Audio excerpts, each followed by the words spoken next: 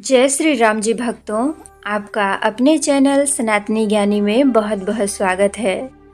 दोस्तों, माँ भगवती और भगवान श्री कृष्ण की कृपा आप और आपके पूरे परिवार पर हमेशा बनी रहे, हम यही कामना करते हैं। दोस्तों, आज के इस वीडियो में हम एक बेहद ही खास और चमत्कारी विषय पर बात करने वाले हैं।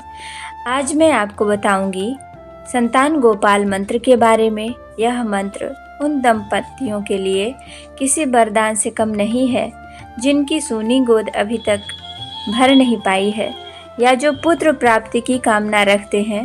शास्त्रों में से संतान प्राप्ति का सबसे सर्वश्रेष्ठ और अचूक उपाय माना गया है। दोस्तों, हर शादीशुदा जोड़े का एक सपना होता है कि वह माता पिता बने और उनके घर में भी बच्चों की किलकारियां गूंजें। लेकिन कई बार शादी को सालों बीत जाने के बाद भी यह खुशी नहीं मिल पाती।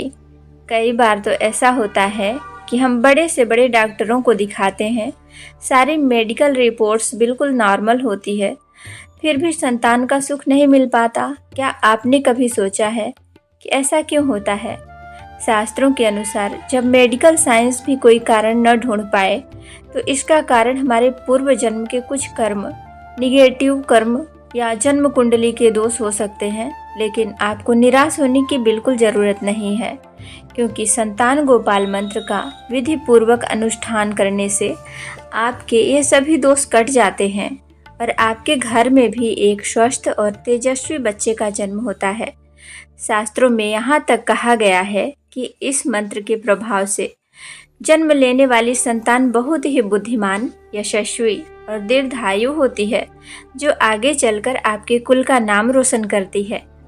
तो चलिए दोस्तों, अब जान लेते हैं कि इस चमत्कारी मंत्र का जाप आखिर कैसे करना है और इसकी पूरी विधि क्या है। तो सबसे पहले ब्रह्म मुहूर्त में शुरुआत। तो सबसे पहले जिस दिन आप यह अनुष्ठान शुरू करें उस दिन आपको सुबह जल्दी यानी ब्रह्म मुहूर्त में उठना है। स्नान करके बिल्कुल साफ सुथरे वस्त्र धारण करें, पीले रंग के। सूर्य देव को अर्घ दें और उसमें थोड़ा सा हल्दी मिला लें। सबसे पहले भगवान सूर्य देव को जल अर्पित करें।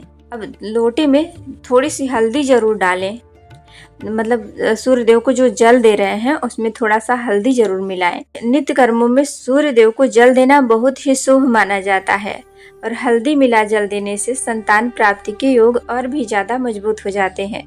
इसके बाद अपने घर के ईशान कोण यानी नॉर्थ ईस्ट में को साफ करके वहां एक लकड़ी की चौकी रखें। उस चौकी पर एक साफ पीले रंग का कपड़ा बिछाएं।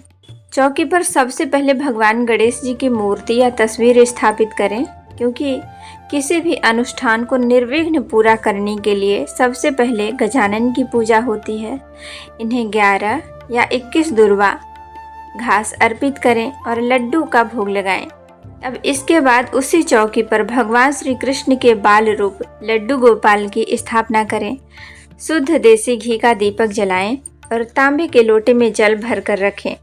बाल गोपाल को पीले फूल, धूप और दीप अर्पित करें। दोस्तों, कान्हा जी को माखन मिश्री बेहद प्रिय है, इसलिए उन्हें माखन मिश्री का भोग जरूर लगाएं। ध्यान रहे, भोग में तुलसी दल जरूर डालें, क्योंकि तुलसी के बिना भगवान श्री कृष्ण कोई भी भोग स्वीकार नहीं करते हैं। पूजा करने के बाद आपको अपने दाहिने हाथ में थोड़ा सा जल और पीले फूल लेकर संकल्प लेना है।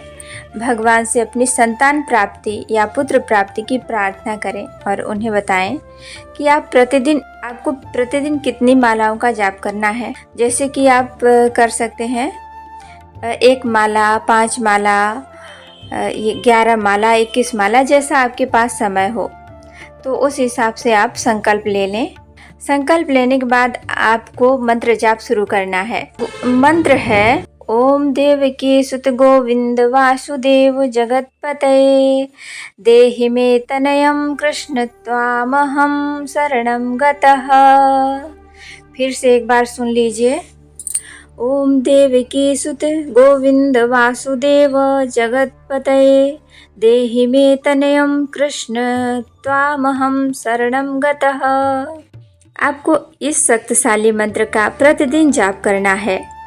अपने संकल्प के अनुसार, जैसे कि जितना आपने संकल्प लिया है, 11 या 21 या 1 या 5, जैसा भी आपके पास समय हो, उसी हिसाब से संकल्प के अनुसार आपको प्रतिदिन ये माला करनी है, जब तक कि आपकी मनोकामना पूरी ना हो जाए।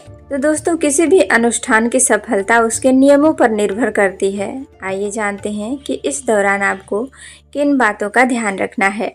शास्त्रों के अनुसार 1.25 लाख मंत्रों का जाप पूरा होने तक इसका प्रभाव दिखना शुरू हो जाता है। आपको पहले दिन ही यह तय करना होगा कि आप रोजाना 1 माला, 5 माला, 11 माला या 21 माला का जाप करेंगे। जो संख्या आप पहले दिन चुनेंगे उसे ही अनुष्ठान पूरा होने तक निभाना है। आपको हर दिन एक ही समय और एक ही स्थान पर बैठकर जाप करना है।